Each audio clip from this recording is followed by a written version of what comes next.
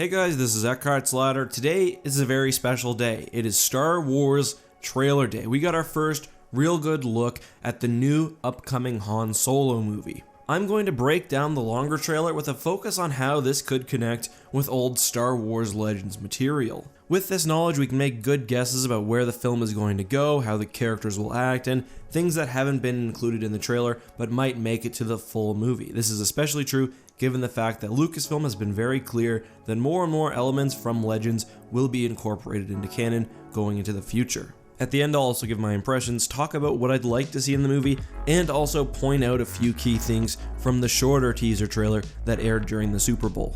Alright, so the very first thing we get in the trailer is presumably Han flipping some switches on a vehicle and saying, "I've been running scams since I was 10. That's very similar to his Legends backstory, where Han was basically a beggar pickpocket. It seems like the grand details of what was established early is more or less going to be brought in to the new canon. Han basically being a very rough around the edges rogue with a heart of gold, and I really think that that will be the theme of this movie.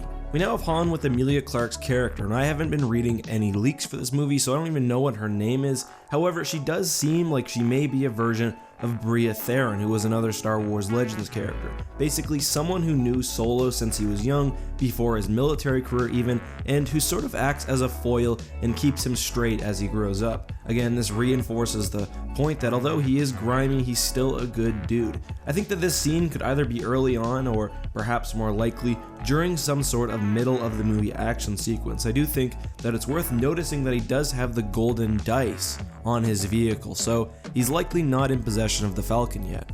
He then says rather begrudgingly that he was kicked out of the flight academy for having a mind of his own, given the fact that we see him join up with the Empire in the shorter teaser trailer. Presumably he's talking about being kicked out of the Empire. Again, this goes back to his Star Wars Legends backstory, where he's kicked out for refusing to torture and whip a Wookiee, who would turn out of course to be Chewbacca, and that's where the life debt comes from. I would be very, very surprised if they changed this backstory. I think the beginning of the movie will show this, him signing up for the Empire, him freeing Chewbacca, them running away, and basically being on the run and a rogue from that point on. It's worth questioning what planet these scenes are all happening on. I mean, I assume Corellia, that seems to be kind of like Han Solo's car, but it could be any number of planets. I'll talk more about where I think this fits into the movie later on, but safe to say that I don't think that this is one of the ending sequences, although I guess I could be mistaken. We then see a snow planet. This could be the same planet as before, perhaps a different planet like Kessel, or again,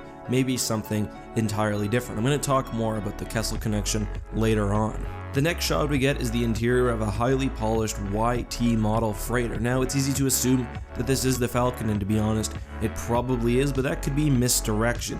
It seems like that Emilia Clarke's character may come into possession of the Falcon at some point in the movie, or perhaps she has it for most of the movie, and then Han eventually gets it from her, and of course, he takes it from this nice shiny vehicle to the grimy version that we know and love in A New Hope and subsequent. However, it could be that there are multiple YT freighters within this movie. I'm really not sure.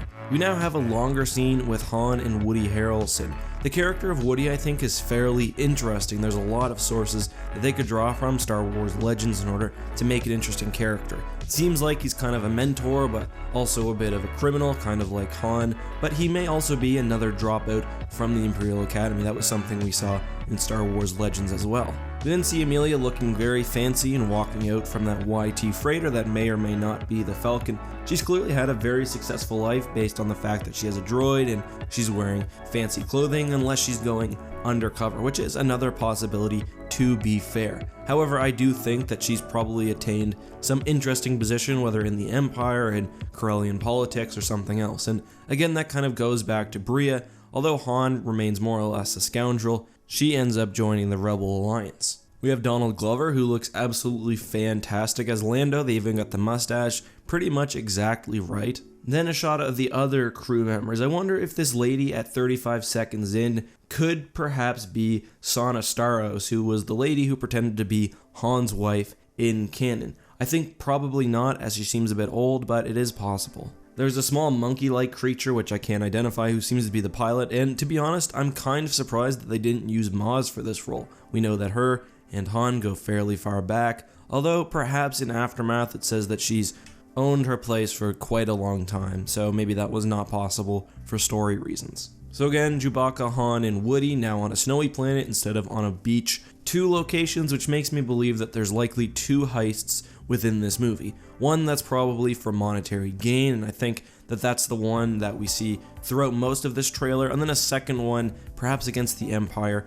where they go to Kessel, or at least doing something that's actually good rather than just, deepening their own pockets. I think that the guys in the masks who we see later on in this trailer are probably associated with the first heist. I don't think that these guys will be the main baddies throughout the film.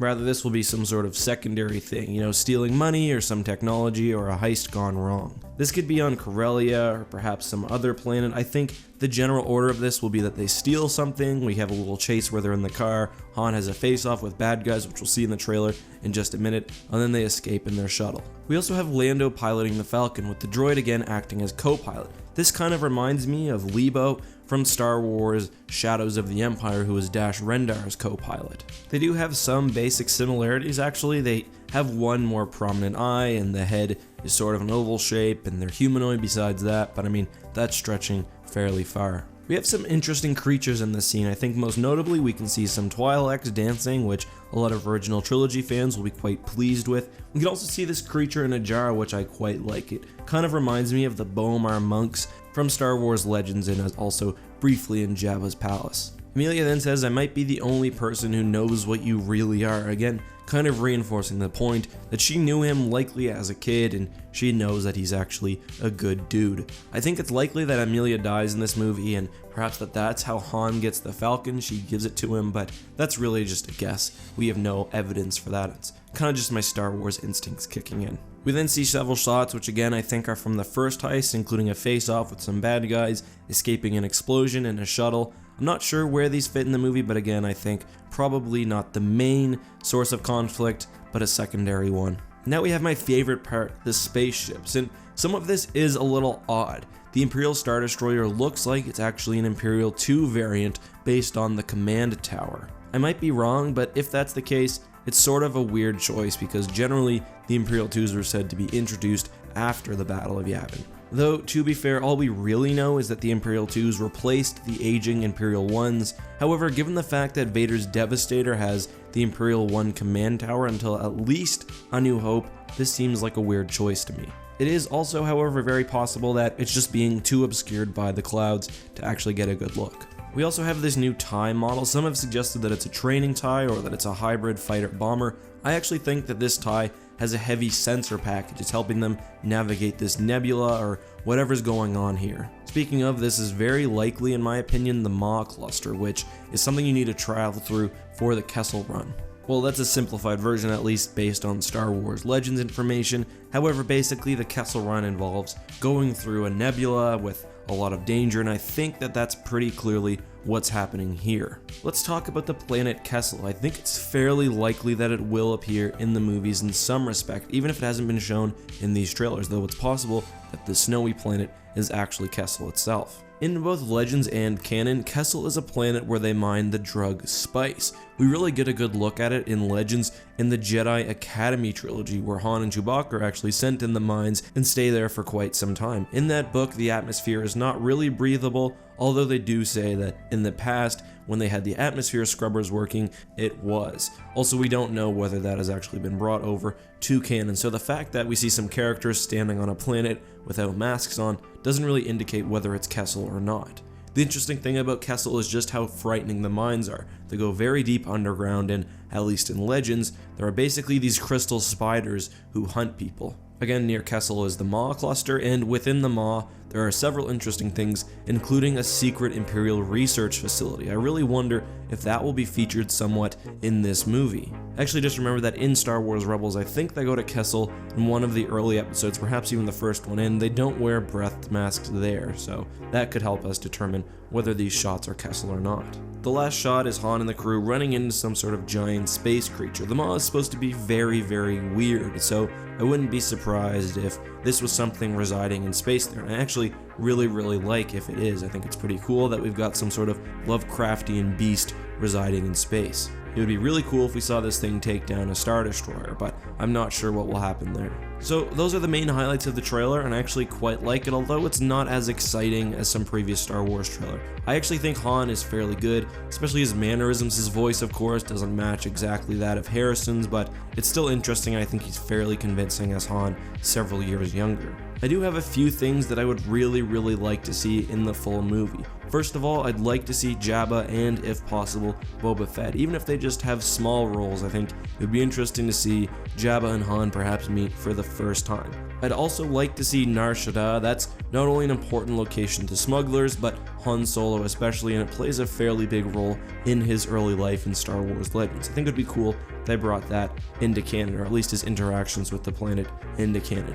I've also talked a lot about Kessel. I'd really hope that we see it in some detail in the movie. I would like to see the mines as well. I think it would be an interesting bit of terror for otherwise pretty straight up action movie. There's also a few things from the shorter teaser that I'd like to talk about, because most of it is actually different footage. The first thing I'd like to notice is that when Han's talking to the rather friendly Imperial officer, he looks to be a bit younger. He seems to be shorter, he's wearing a hat over his head, and I don't know, something about him just makes me think that it's a younger version of Han Solo. I think that it'll be some sort of flashback, perhaps the very early beginning of the movie. We also see a really cool train, and I think that this draws clear inspiration from Star Wars Legends, especially Shadows of the Empire, and interestingly, the Kessel level for Rogue Squadron. Interestingly, we also see that same alien or droid or creature, whatever it is, fighting someone on this train. So this is either the same planet as before, or this dude has been chasing Han and the group across the entire galaxy. All in all, this trailer didn't tell us a whole lot. It's really hard to kind of suss out a full timeline, or even tell what planets are in this movie, but I think it's clear this will draw fairly heavily from the Brian Daley Han Solo backstory, along with the other bits of Han Solo's lore from the Star Wars expanded universe. Let me know what you think. Am I right on the money? Am I wrong? Are you excited for this movie? All of that down in the comment section. Anyway guys, thank you so much for taking time to watch my breakdown. I hope you enjoyed it. I hope you're excited for this movie. If not, I hope you'll at least give it a good chance. Thanks for watching guys. As always, this has been EckhartsLadder. May the Force be with you.